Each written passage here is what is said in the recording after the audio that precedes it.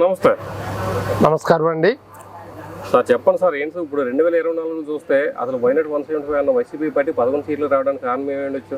కారణం ఏమిటి, మనం చేసుకున్న పనులు బట్టే ఉంటుందండి.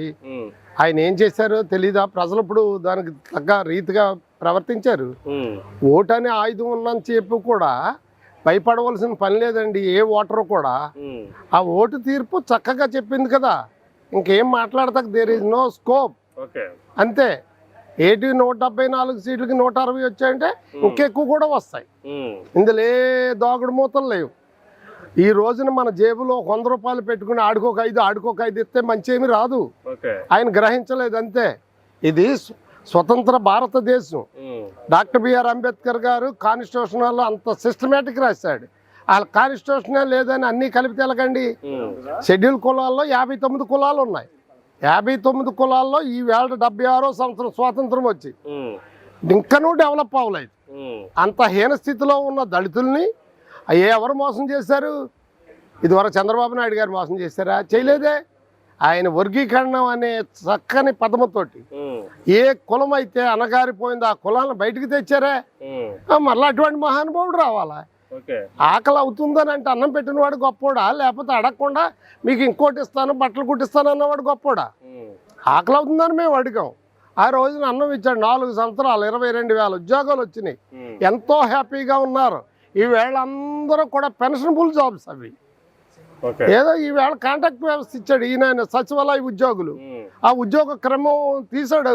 అది నేను కాదు, ఆయన దగ్గర ఉన్న ఐఏఎస్ ఆఫీసర్లు వాళ్ళు చేస్తారు. అది క్రమమేనా?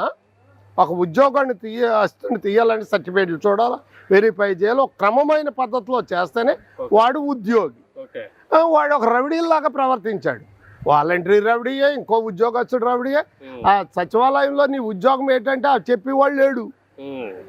ఎవడు కూర్చుని వాడు సీట్లో ఎవరు చేశారు అది ఇచ్చారు. పోనీ మన బిడ్డలే ఉద్యోగస్తులు అనుకుందాం. మరి ప్రతి ఒక్కడ షెడ్యూల్ క్యాస్ట్ నా తమ్ముళ్ళు, నా మేనల్లుళ్ళు, మేనగోళ్ళు అన్నాడు. మా డాక్టర్ ఏం చేశాడు? I'm a schedule caste person. నా డాక్టర్ నా బంధువు. డాక్టర్ నిలువునా చంపేశాడు. ఎవరు చంపారు? పోలీసు వ్యవస్థ. పోలీసు వారు కూడా ఉద్యోగస్తులే. పిచ్చి వచ్చేస్తే, క్రాక్ వచ్చేస్తే నడి రోడ్డు మీద బట్టలు ఇప్పేసి కొడతారా? ఎక్కడైనా ఉందా ఈ పాలసీ? క్రాక్ వచ్చిన వాడిని తీసుకెళ్ళి ఎక్కడో ఇంటెన్సివ్ కేర్లో చేసి ట్రీట్మెంట్ ఇప్పిస్తారు. మరి ఈ విధంగా చేశారు. ఇటువంటి ఎన్ని అనేకమైనవి జరిగినాయి. ప్రజలు కళ్ళారా చూశారు, చెవిలారా విన్నారు. ఇంకా అది ఎవరు చెప్పాలండి? ఇది ఎవరో చక్కని తీర్పు ఇది. మరి ఈవేళ అనుభవజ్ఞుడు ఉన్నాడు చంద్రబాబు నాయుడు గారు. అమరావతి చూడండి ఒక్కసారి, విత్-ఇన్ 2-3 డేస్లో ఎలాగుందో. అక్కడి నుంచి నిద్రపోతున్నాడు ఆయన. ఆ ఏజ్లో తిన్నంగా ఈవేళ పోలవరం వెళ్ళారు. ఎప్పుడు చూడనా తపన చూశారు. పోలవరంకి తగ్గట్టు ఆ మినిస్టర్కి ఎండారు చేశారు. That is the administration. మరి ఆ రీతిగా ఉందో లేదో ప్రజలు గమనించబట్టే కదండి ఓటేశారు. అది సార్ మా నిర్ణయం.